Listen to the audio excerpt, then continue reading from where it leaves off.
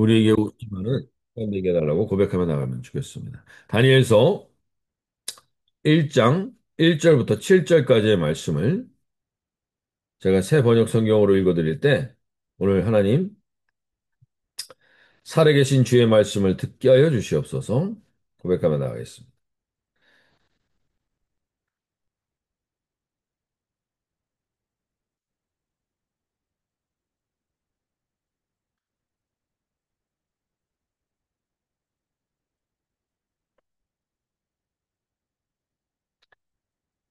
다니엘 1장 1절부터 7절입니다. 유다의 여호와김 왕이 왕위에 오른 지 3년이 되는 해 바벨로니아의 느부갓네살 왕이 예루살렘으로 쳐들어와서 성을 포위하였다. 주님께서 유다의 여호야김 왕과 하나님의 성전 기물 가운데서 일부를 느부갓네살의 손에 넘겨주셨다. 그는 그것들을 바벨로니아 땅 자기가 섬기는 신의 신전으로 가지고 와서 그 신의 보물 창고에 넣어뒀다. 그때의 왕은 아스브나스 환관장에게 명령하여 이스라엘 백성, 특히 왕과 귀족의 자손 가운데서 몸에 흠이 없고 용모가 잘생기고 모든 일을 지혜롭게 처리할 수 있으며 지식이 있고 통찰력이 있고 왕궁에서 왕을 모실 능력이 있는 소년을 데려오게 하였고 그들에게 바벨로니아의 언어와 문화를 가르치게 하였다. 또한 왕은 왕궁에서 날마다 일정한 양을 정해서 음식과 포도주를 그들에게 공급하도록 해주면서 3년 동안 교육시킨 뒤에 왕을 모시도록 하였다. 그들 가운데는 유다 사람인 다니엘과 하나냐와 미사엘과 아사랴가 있었다. 환관장이 그들에게 이름을 새로 지어줬는데 다니엘은 벨드사살이라 하고 하나냐는 사드락이라 하고 미사엘은 메삭이라 하고 아사랴는 아벤누고라고 하였다. 네. 오늘부터 저희가 다니엘서를 살펴보는데 뭐 지금 우리가 살고 있는 이 시대 가운데 가장 많이 듣는 이야기 중에 하나가 교회에서뿐만 아니라 각종 매스컴에서 가장 많이 떠드는 이야기 중에 하나가 바로 인류의 마지막에 대한 이야기를 많이 합니다. 여러 가지 자연재해뿐만 아니라 여러 가지의 소식들이 그러한 인류의 마지막에 대한 경고를 계속 해주고 있습니다. 근데 그러한 와중에서 특별히 교회가 아니라 성경이 아니라 세상에서 그런 뉴스를 많이 떠들고 있는데 그 마지막 때에 대한 구체적인 내용이 많이 실려 있는 성경이 바로 이 다니엘 구약에서는 다니엘서이고 신약에서는 요한계시록입니다. 그래서 우리가 그러한 말씀들을 통해서 하나님께서 정말 이 시대 가운데 우리가 어떻게 깨어 있어야 하는지를 알려주시는 그 말씀에 귀를 기울일 수 있길 바라는데 아모스서 3장 7절에 보면 이런 말씀이 나옵니다.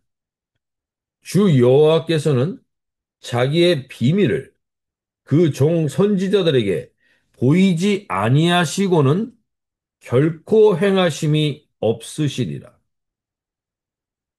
자기의 비밀을 그 종 선지자들에게 보이신다는 겁니다. 그리고 나서 행하신다는 겁니다.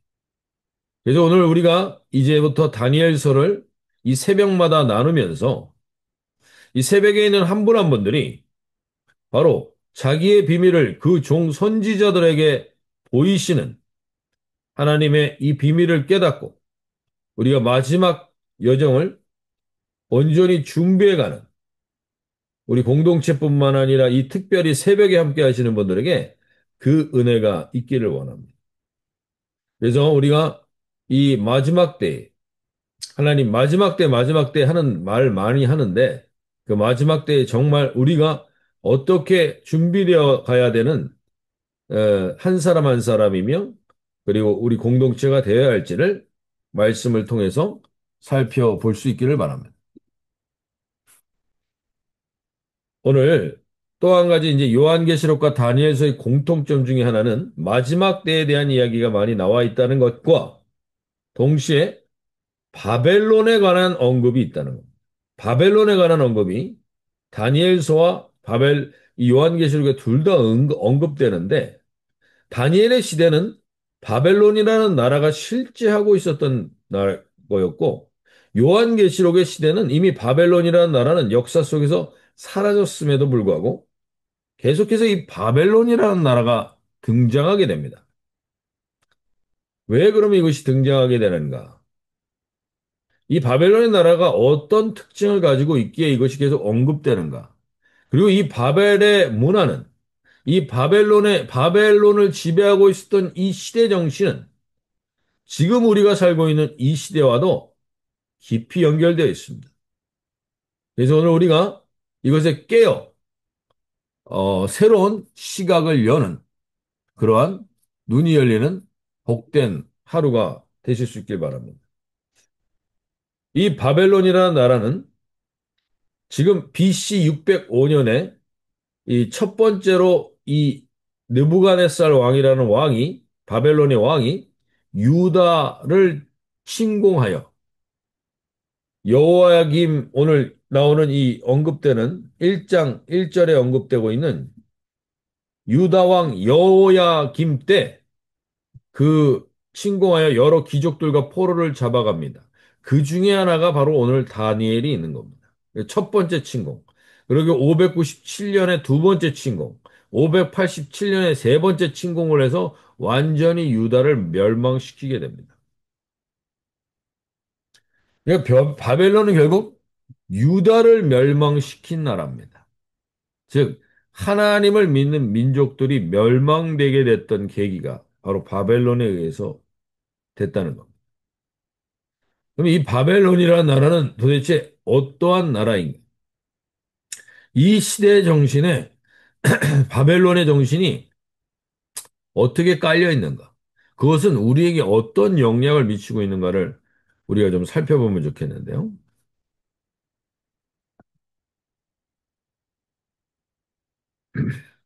첫 번째, 바벨론은 철저하게 하나님의 언약, 말씀, 약속을 대적하는 인본주의에 근거한 나라였어요. 본래 바벨론이라는 나라는 창세기 11장에 나오는 바벨탑이 세워졌던 곳에서 시작하는 나라입니다. 우리가 창세기 11장에서 보면 바벨탑을 쌓은 이유가 이렇게 나옵니다. 창세기 11장 2절 4절 제가 한번 읽어드릴 텐데 이에 그들이 동방으로 옮겨 다니다가 신할 평지를 만나 거기 거류하며 서로 말하되 자 벽돌을 만들어 견고히 굽자 하고 이에 벽돌로 돌을 대신하며 역청으로 진흙을 대신하고 또 말하되 자 성읍과 탑을 건설하여 그 탑 꼭대기를 하늘에 닿게 하여 우리 이름을 내고 온 지면에 흩어짐을 면하자다. 지금 이 바벨탑의 사건은 노아의 홍수 이후에 그들이 떠돌다가 이곳에 머물러 함께 모여 거기서 이 탑을 쌓게 되는데 노아의 홍수가 그들에게 줬던 교훈은 무엇이었는가? 온 세상에 이 물이 여기를 덮을 수 있다라는 것을 알게 됩니다. 자기들의 땅을 덮게 된다라는 것을 알게 됩니다. 즉, 그거보다 이 온 우주를 덮는 이 물이 물보다 더 높은 곳을 쌓아서 그 홍수를 대비하자, 면하자. 이렇게 해서 그들이 이 바벨탑을 쌓는 첫 번째 계기가 그겁니다. 근데 창세기 9장 11절을 보면 하나님이 이렇게 말씀하십니다. 내가 너희와 언약을 세우리니 다시는 모든 생물을 홍수로 멸하지 아니할 것이라. 땅을 멸할 홍수가 다시 있지 아니하리라. 하나님이 약속하셨습니다. 다시 이런 일이 있지 않을 거라고. 그런데 그들이 하나님의 언약을 못 믿겠다는 겁니다. 아니, 지금도 홍수가 나고 있는데 무슨 소리냐? 하나님의 이 약속이 어떻게 된 거냐? 자, 지금의 홍수는 분명히 아셔야 됩니다. 인간의 재해입니다. 하나님이 계획하고 의도한 게 아니라 우리가 지구와 환경을 파괴하면서 나타나는 현상들입니다. 온난화와 여러 가지로 일어나는 일들일 수 있지, 하나님이 계획하신 게 아닐 수 있습니다. 하나님은 분명히 이렇게 약속하셨습니다. 이 홍수로 다시는 멸하지 않겠다. 근데 그들이 하나님의 약속을 못 믿겠다는 겁니다.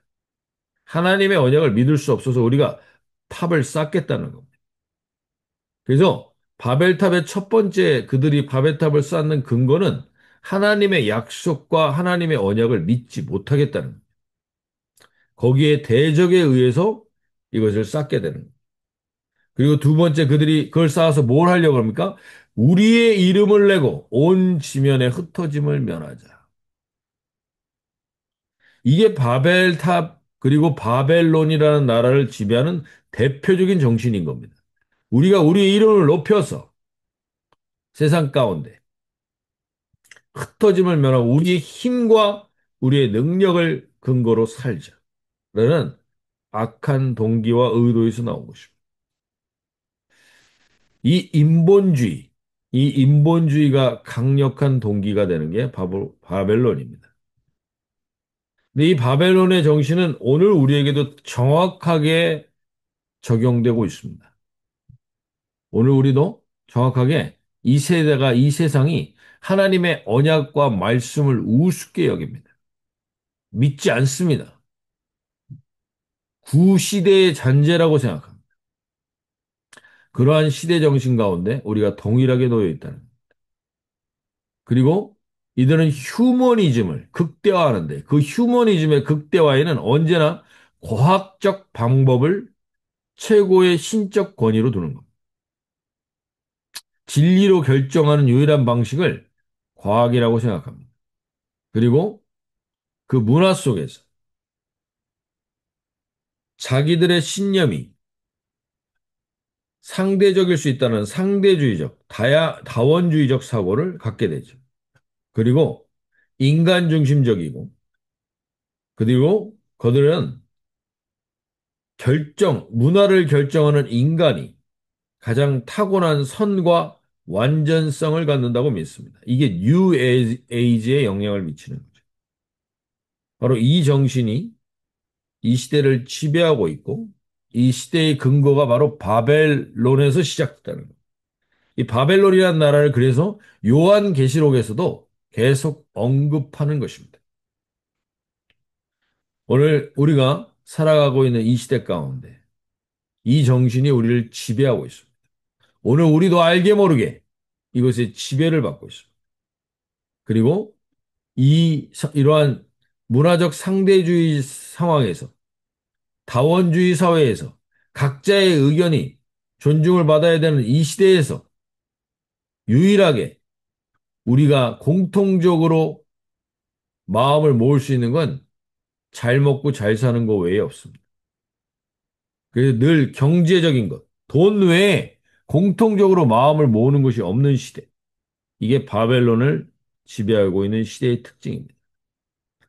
두 번째 바벨론의 특징은 창세기 11장 4절에서 이렇게 얘기하는데, 또 말하되 자 성읍과 탑을 건설하여 그 꼭대기를 하늘에 닿게 하여 우리의 이름을 내고 온 지면에 흩어짐을 면하자. 하늘에 닿게 하여 라는 이 말이 우리가 하나님의 위치에 서겠다라는, 하나님이 되겠다라는 분명한 기준이 거기에 있지만 동시에 자기들이 하나님 외에 다른 영적인 접촉을 하겠다는 겁니다. 즉 다른 신적 권위를 갖겠다는 겁니다. 사탄과 귀신을 섬기며 살겠다는 겁니다. 사탄이 예수님을 시험할 때 높은 꼭대기로 올라가 이 모든 것을 주겠다고 했던 그 사탄의 정신에 닿겠다는 겁니다. 영적으로. 그게 바벨의 정신에 있는 거예요. 그래서 이들은 그런 불순한 영적인 세력과 결탁하게 되고 마음이 사로잡히게 되면 가장 대표적으로 등장하게 되는 것이 타락입니다. 도덕적 타락. 브레이크 없이 질주하는 자동차처럼 질주하는 거죠. 그래서 한국도 간통죄가 없어지면서 여러 가지 죄에 대한 인식들이 달라지게 됐고, 각 나라의 대통령들마다 이혼 안 하는 사람이 없고, 이러한 세계가 세상을 지배하고 있고, 동성애자들, 그리고 모든 것들에 이런 죄가 그냥 자연스러운 게 돼버렸습니다. 이러한 시대 가운데 죄를 죄라고 말할 수 없는 시대의 정신이 우리를 지배하고 있는 것입니다.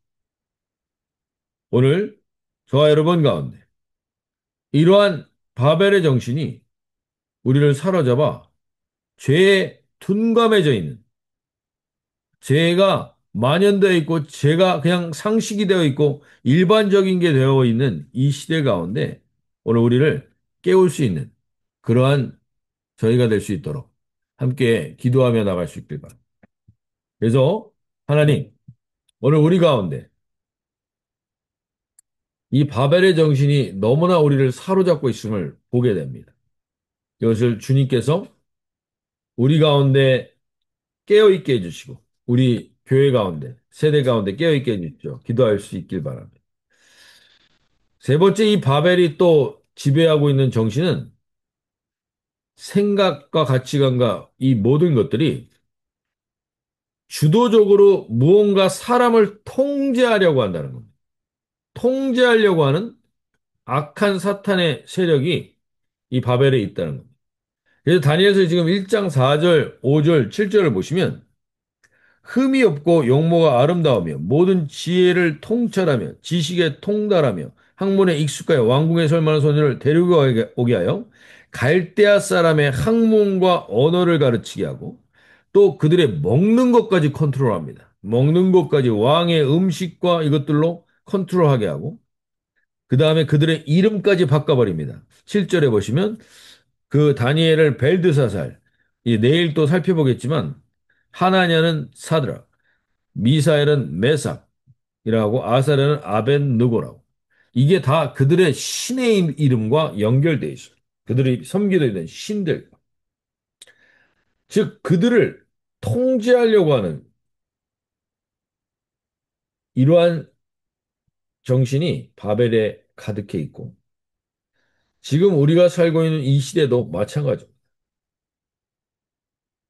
많은 나라의 학교, 초등학교, 중학교, 대학교에서 이 교육기관들을 장악하고 있는 정신이 있습니다. 그 인본주의, 철저한 인본주의가 그들을 세뇌시키고 있다. 그리고 하나님을 거부하고 창조론을 거부하고 그리고 기독교적 가치관과 사고를 제거하고 철저하게 인본주의적 근거한 과학과 철학으로 주입하고 이게 바로 사탄의 이 바벨의 스피릿이 우리를 통제하려고 하는 시대에 살고 있다는 것입니다. 오늘 동시에 우리도 그 영향을 너무나 많이 받습니다. 우리가 사용하고 있는 모든 기기들로 통하여 우리는 이미 그것들의 통제를 받고 있는지도 모릅니다. 오늘 우리가 우리의 생각과 우리의 사고에 침투해 있고 우리 가정 안에 침투해 있는 이러한 이 바벨의 세력들을 깨달아 이것에 깨어있는 이 다니엘서를 나누는 동안 그것에 깨어있는 저희 공동체가 되고 개개인이 되길 바랍니다. 마지막 이 바벨의 정신은 철저하게 하나님을 믿는 사람들을 핍박하고 그리고 그들의 신앙을 파괴하려는데 아주 극도의 세력들이 되게 됩니다. 바벨론 왕과 정부가 다니엘과 세 친구를 그리고 그 유대인의 정체성을 빼앗고 바벨론화 시키라고 했던 것처럼 오늘 시대에 이 하나님의 자녀라는 신자로서의 정체성을 빼앗고 세상 사람들과 똑같이 살아가도록 압력을 가하고 핍박합니다. 요즘 뭐 교회뿐만 아니라 이 동성애 합법화 낙태, 차별금지법 여러 가지가 지금 논쟁되어 있는 시대이고 지금 EU 공동체 본부를 보시면 거의 바벨탑을 본떠서 만들었습니다. 인간이 주인이 되어서 하나님을 배제해 버리는 쪽에 마음과 뜻을 모으고 있는 거예요. 그래서 이들이 특별히 무엇을 핍박하게 되냐면 교회를 핍박하게 돼요. 교회를 핍박합니다. 그래서 다니엘서는 개인의 구원에 대한 이야기는 별로 언급되지 않습니다. 핍박받는 공동체를 대표하는 게 바로 다니엘과 세 친구입니다. 그들을 끝까지 핍박하고 죽이려고 하고 비방하려고 하는 이 세대. 그래서 이 세대 가운데 종교다원주의를 표방하는 교회들이 이제 순수한 복음을 붙들려고 하는 교회들을 핍박하고 박해하는 시대가 오고 있는 겁니다. 요한복음 16장 2절에 이미 그 예언을 해주고 있습니다. 사람들이 너희를 출교할 뿐 아니라 때가 이르면 무릇 너희를 죽이는 자가 생각하기를 이것이 하나님을 섬기는 일이라 하리라. 이것이 하나님을 섬기는 일이라 하리라. 자기들이 생각할 때 사람들을 죽이고 핍박하는데 그게 하나님을 섬기는 일이라고 생각한다는 것. 그래서 그들이 전혀 죄책감이 없습니다. 그 일을 하면서 전혀 죄책감이 없이 그 일을 하게 되는 시대를 이제 우리가 맞이하게 된다는 것. 하나님을 섬긴다고 하면서 온전히 예수를 따르고자 하는 자들을 핍박하는 일들이 일어나게 됩니다. 앞으로 더 심해질 수 있다는 것. 특별히 이제 종교다원주의의 대표에 서는 사람들이 아마 교황이 될 수도 있다고 보는 사람들이 많습니다. 최초로 미국 출신의 교황이 세워지며 이러한 일들이 일어날 수 있다는 겁니다. 트럼프나 여러 가지 이런 사람들이 기독교를 포방하지만 사실 그들이 말하는 기독교는 우리의 순수한 복음의 기독교와 다를 수 있습니다. 그렇게 이러한 것 세력들이 연합되면서 우리가 더더욱 여러 가지 일들을 겪게 될 수도 있다는 것. 오늘 우리가 이 바벨의 정신이 지배하고 있는 이 시대 가운데 왜 이 다니엘서를 하나님이 우리에게 보게 하시는가? 다니엘과 세 친구와 같이 서로 끝까지 손을 붙들고 믿음을 지켜야 되는 교회들에게 이 말씀을 주시는 이유가 있는 것입니다. 그것은 이 바엘과 세 친구는 바벨론 제국에서 하나님의 자녀로 끝까지 승리하며 영향을 끼쳤기 때문에 바벨론은 다니엘의 신앙과 정체성과 그 친구들의 신앙과 정체성과 가치관을 무너뜨리기 위해 무던히 노력과 압력을 가했지만 다니엘은 결코 하나님의 백성으로서 신앙과 정체성을 잃어버리지 않습니다. 그리고 왕을 섬기려고 3년 동안 집중 교육을 받았지만 다니엘과 그 세 친구들은 신실함과 충성심이 하나님을 향한 충성심이 변하지 않습니다. 바벨론에 살았지만 바벨론의 문화와 사상이 이들을 지배하지 못했다는 것. 그리고 하나님을 향한 신앙과 말씀을 통하여서 그들은 선한 영향력을 끼치며 왕이 세 번 바뀌는 동안 즉 시대를 지배하고 있다고 하는 그 왕들이 세 번이나 바뀌었지만 60년 동안 이 국무총리로 다니엘과 그 친구들은 그 역할을 하는 겁니다. 오늘 우리가 이 새벽 기도에 있는 한 분 한 분들이 그러한 이 시대 가운데 용사로 하나님께서 우리를 불러주시며 이 다니엘과 세 친구의 모습이 우리에게 위로와 소망을 주는 복된 이 다니엘서의 묵상들이 되실 수 있길 바랍니다. 그래서 하나님, 우리 안에 지배하고 있는 이 바벨의 정신들, 바벨론의 시대 정신들이 나와 우리 가정과 우리 고유의 공동체를 지배하고 있었던 것들이 있다면 하나님 그것에 깨어 분별하여 서는 저희들이 되게 하여 주시고 특별히 이제 오늘 대한민국의 새로운 대통령이 뽑히고 거의 윤곽이 드러난 것 같은데 하나님 새로운 대통령에게 함께 하셔서 이 바벨의 문화와 정신과 세상이 지배하고 있는 이곳에서 하나님 간절히 우리가 기도하며 나갈 때 다니엘과 세 친구의 이 모습이 이 시대 가운데 또 대한민국 가운데 특별히 우리 교회 공동체 가운데 회복되게 해달라고. 특별히 우리 자녀들 가운데 다니엘과 세 친구와 같은 이러한 하나님의 자녀들이 세워지는 그러한 역사가 있게 해달라고. 바벨의 정신을 거부하는 저희들이 되게 해달라고 기도하며 나갈 수 있게 바랍니다. 자, 이렇게 기도하시며 나갈 때 주여 이런 복된 새날을 이제 다니엘을 통해서 우리가 시작하게 하여 주시옵소서 기도하며 나가겠습니다. 자, 이렇게 기도하시겠습니다.